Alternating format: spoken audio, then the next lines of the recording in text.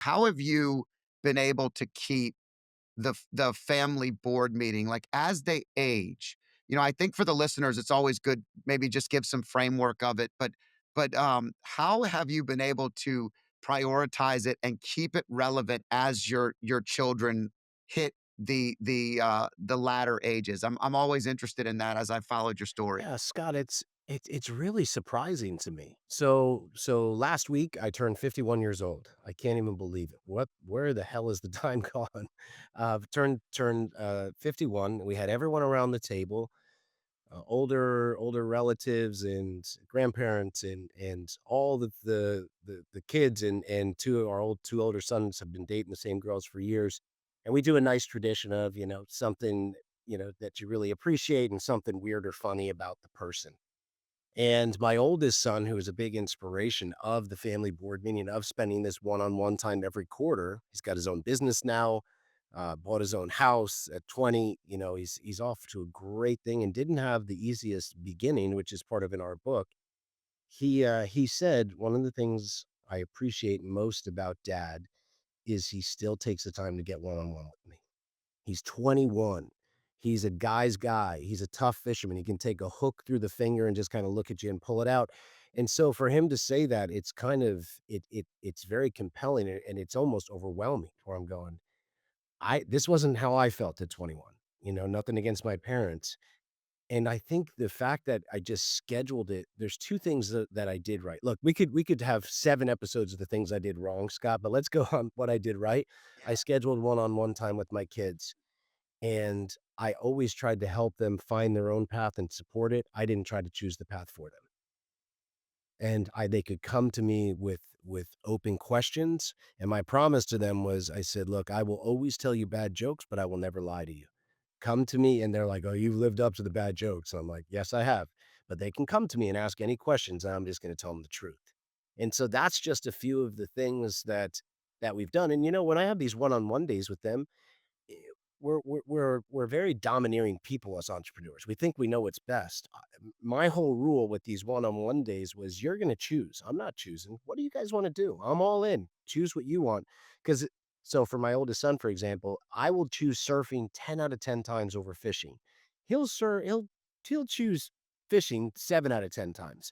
But it doesn't matter what I want. I wanna go all in on what they wanna do and just enjoy the day with them. My phone is turned off, and just these little things, Scott, just keeping the discipline of scheduling it has kept the relationship strong. That's great. Well, I think you're hitting on something else, and that is, I always find it interesting how young they are, even though they're adult age. So, we had some our my niece came over and her sister the other day, and they were sitting at the house, and she's back from her freshman year of college, and she leans in, and the youngest comes over and gives me this big hug, and the older daughter comes over, and she's like, "What?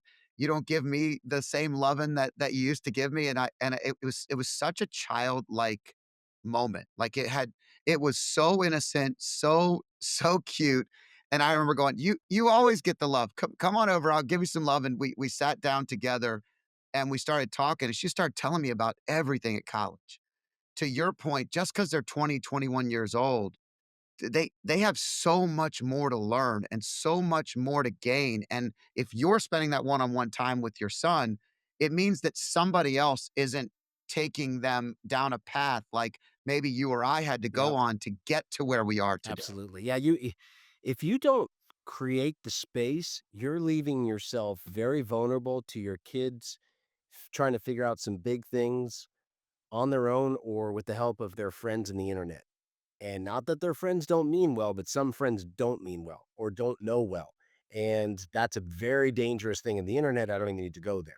So just making the space, there might be very little conversation at one point, but then 2 times later, there might be just a unloading, like you said, of just having to share. And that's where I think the clutch moments are, you know what I mean? It's not like you have to be a psychologist every day, but if you can be there in the clutch moments, I think that's the best athletes, right? They're there in the clutch moments and they perform. I've just made space and I could be there in some clutch moments, I think. Yeah, and I think you're hitting on something else that's really important, and that is entrepreneurs are naturally designed to be intense and all in at whatever they're doing. So it is important, I think, to just make sure that we're not prioritizing the wrong things and we're making sure that the family stays in that forefront, even if it's exhausting. And we just had a week of a conference that I was at. I was exhausted. We come home and there's multiple games and it wears you, the driving, the back and forth, but the picture we got of the 4 of us as a family was the greatest takeaway of the whole weekend. It would happen to be Mother's Day. We're very rarely together anymore, all 4 of us, not because of having to get everybody together is very difficult. So you are creating these one-on-one relationships, and the together relationships are even they're bonus. Um, and I think it's so powerful that you've been able to master that and continue to work on it. I know that it's not something that anybody feels like they've mastered. They're just working on it Yeah, constantly. and I think again, the the key starting point, Scott, is just start with a few things. You know what I mean? Like, so one of the things that I learned as your kids get older, since your kids are getting to that age, it might sound like too little, but talk to me in, 10, 12 years. That's what a mentor of mine said. If you can just start to design one big adventure vacation a year, just one, and say, it's on mom and I, we're going wherever you want. So far we just started this the last few years. We've gone to the Florida Keys, we've gone to Ireland, we're going to Eleuthera this year. Just that one thing, and girlfriend, fiancés are allowed to come, whatever, whatever the dynamics are, and then hopefully grandkids someday. We wanna have this one unbelievable family adventure once a year. And, think about where your kids are now and by the time they're 35, by the time they're 40. I mean, that one thing could hold it together. And so that's why I say to people, don't overwhelm yourself. Set a couple of powerful rhythms that you can work with, that you can afford, and stick with them. And that's the consistency that I think can bring about some of the magic.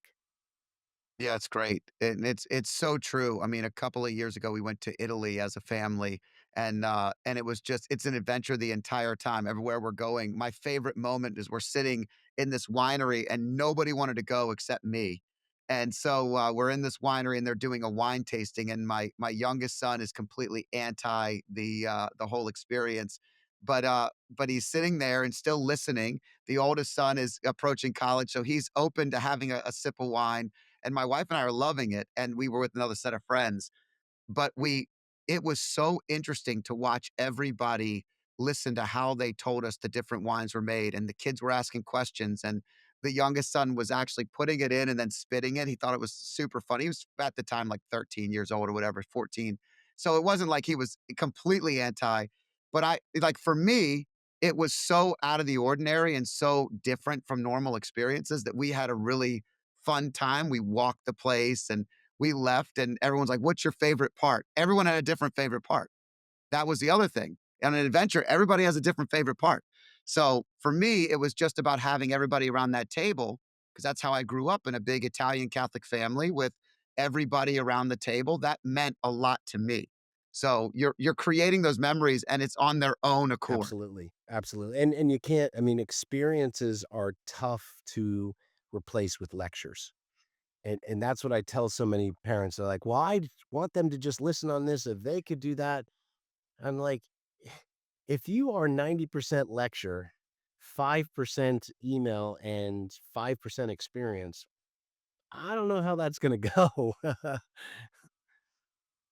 Do you? If you like clips like this, I have a similar clip here. And if you want to watch the full video, click here.